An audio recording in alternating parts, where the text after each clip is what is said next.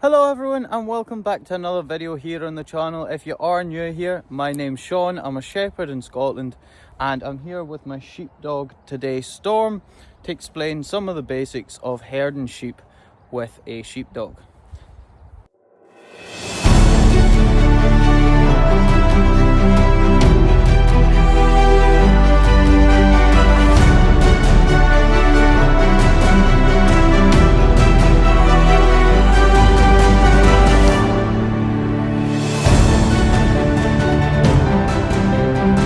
Basically, the first thing I'm going to cover here is, for some of you guys, a quick recap of the commands or a quick rundown of the sort of basic and most common herding commands that you're going to hear. So the first commands that we are going to talk about are the directional commands. So in a moment I'll give you a demonstration, but when we talk about the left hand flank, which is when the dog would move in an arc clockwise round the sheep, that is our come by command. If we want the dog to go on a right hand flank and to move anti-clockwise around the sheep, we would use away.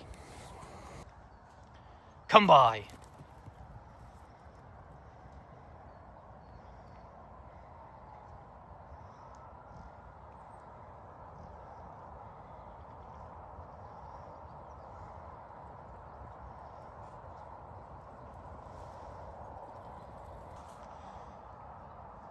Away.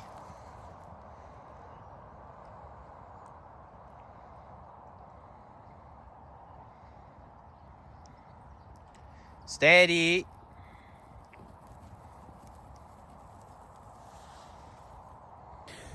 So there we go, we have the directional commands. So let's explain a bit about them as well. You'll notice the dog doesn't go straight to the sheep, they take an arc around the back of the sheep. And you'll sometimes hear herding people talking about right hand angles and things like that. But the basic gist of it is, if the dog was to run straight out towards the sheep, that would spook the sheep and the sheep would run in that direction, which means the dog would have to race to try and get round and behind them and then bring them back. When a dog moves in a big arc, they're able to move right around and in behind the sheep relatively easily without the sheep spooking and running in the opposite direction. This also sort of goes into how sheep see.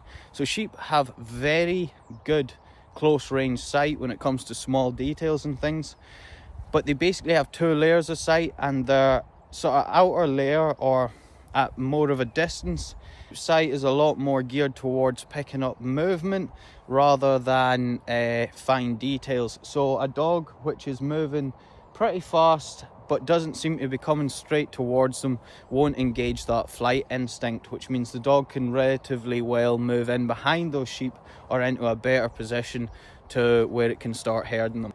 Okay, so let's talk about the stop start commands. So we have two commands for this. So if we're wanting our dog to stop while we're herding, which gives us time to think, maybe it gives the sheep time to react or something like that, we would use a lie down command. The dog should lie down on the spot. That also takes the pressure off the sheep. So if you're looking to take pressure off the sheep while you're herding them, you can put the dog in a lie down and let the sheep get a little extra distance from the dog. And when we want the dog to start again, we're going to use the walk on command. So walk on is basically get up and keep going. It can also be used to speed the dog up. So if we want the dog to put more pressure on or move towards the sheep a bit faster, we could say walk on and the dog should speed up a little bit. Let's see those in action. Lie down, lie down, walk on, lie down, walk on, walk on, Storm, walk on, shh, shh, shh. Lie down, walk on, walk on, walk on, walk on, lie down, walk on, lie down, walk on.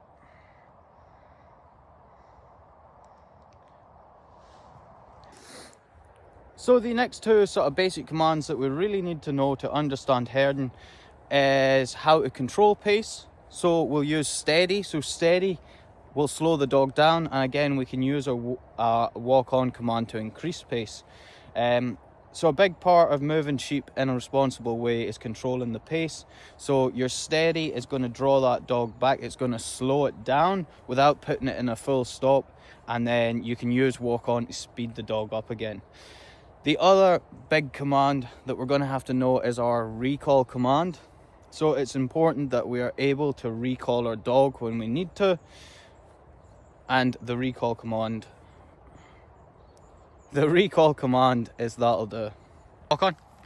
Steady, steady. Walk on, walk on. Storm. That'll do. Good girl, that'll do. Lie down. So then, to further understand a little bit more, all my dogs are then retrained, all their basic commands in whistle form as well. And when it comes to whistle commands, most shepherds will have their own variation of the whistle commands, unlike the verbal commands, which are generally pretty standard throughout the industry. Each shepherd's whistle commands may be slightly different, but for a quick rundown of mine, come by would be, away would be, lie down as,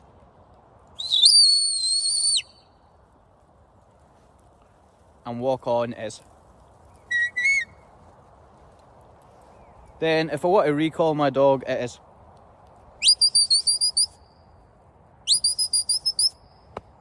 Storm. And those are the whistle commands. Okay, so let's do all the... Storm, lie down. Okay, so it's time to demonstrate all these commands all together. So we'll go with the vocal commands first, and then I'll switch to whistle commands, and you'll get to see both of those sort of demonstrated together in a proper sort of herding situation. Come by.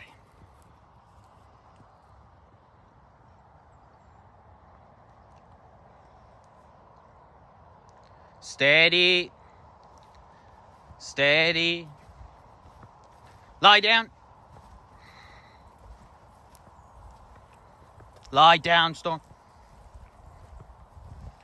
Away. Walk on. See how I can use the walk on to actually bring her in to put the pressure on the sheep as well. Come by. Lie down. Lie down. Walk on.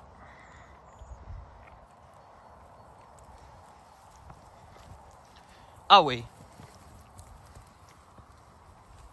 Nice wide out runs, making sure she's not spooking those sheep by coming or running round too close.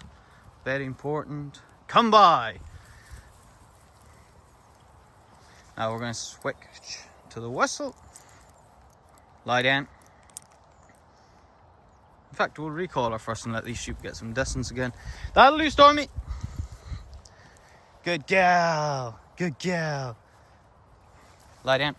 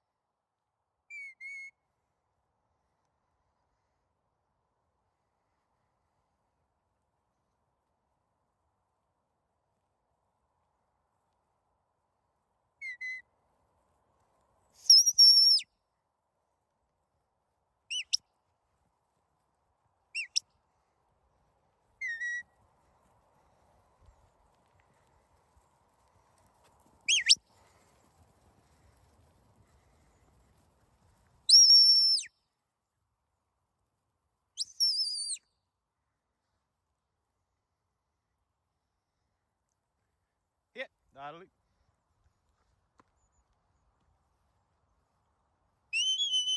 Here.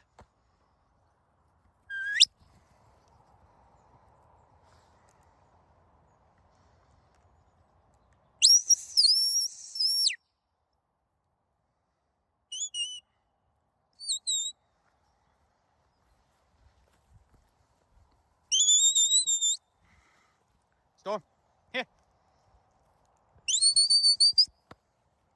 Come on in, good girl. Good girl. Here, Stormy, good girl. Good girl, yes, good girl. Yes, you're a good girl. You're a good girl. Lie down. So there we go, these are your basic whistle commands. So let's talk a little bit more about the dog to handler relationship. So one of the big misconceptions with the dog to handler relationship is that it's a one-sided relationship where I'm giving the dog all these instructions and the dog is just there to perform them. It's actually more of a partnership than that. And the first sort of thing we have to look at here is the different roles that we play. So the dog, when it is herding sheep, it's sort of in the action, but it actually has a lot of license to think for itself. I couldn't put a marker out and tell you exactly where that dog's going to end up on each command. I'm giving the dog a very general direction to help the dog, but the dog is making decisions on the ground. And again, the dog also has a better sense than I do as a human being for the livestock themselves. So they have a better sense of where the point of balance will be. They have a better sense of how the sheep want to act. So the dog has to be able to make some decisions for itself. And when it comes to general positioning, I'm moving the dog into a general area, but the dog is deciding really what it's doing from there. Then my position, so the dog is in the action and it's seeing the picture of what is right in front of it. I'm standing back and the picture I see is the bigger picture. So where the dog is dealing with the stock in front of it, I'm looking at the herd entirely and watching the direction where it might go if there's sheep wanting to break off, and my job is to move the dog into the most strategic positions to help move those sheep in the proper way. The other big part of my job is to make sure things are being done responsibly.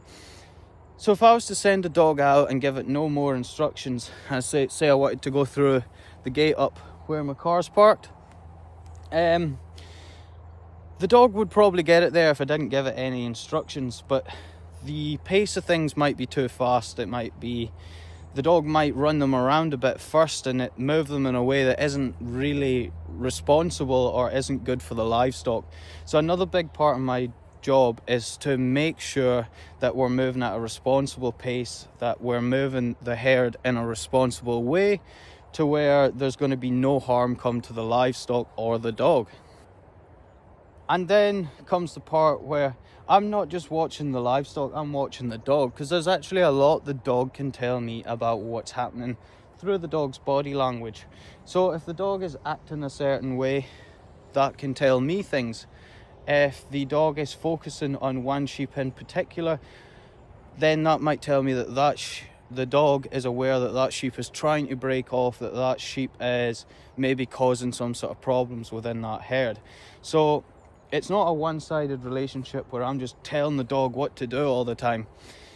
I'm guiding the dog essentially, but I'm also watching and trying to get what feedback I can from the dog and the dog's body language as well. So it is definitely more of a partnership than a one-sided relationship where I am just dictating every move that the dog makes. So let's have a look at some of those sort of principles in actual work, and I'll try and explain it as we go.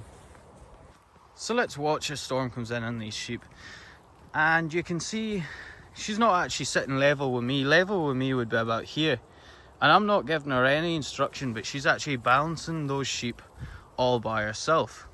So this is something that she actually has a better sense for me. However, there you seen when I gave her that command, the sheep were breaking off, and I could see that the lead sheep was breaking off while she was concentrating on the back. So that's a situation where I would give a command to help guide the dog. Anyway, I hope that gives you guys a better understanding of what you're seeing and what you're watching when you're watching a dog herding sheep. And Storm, that'll do it for this video, guys.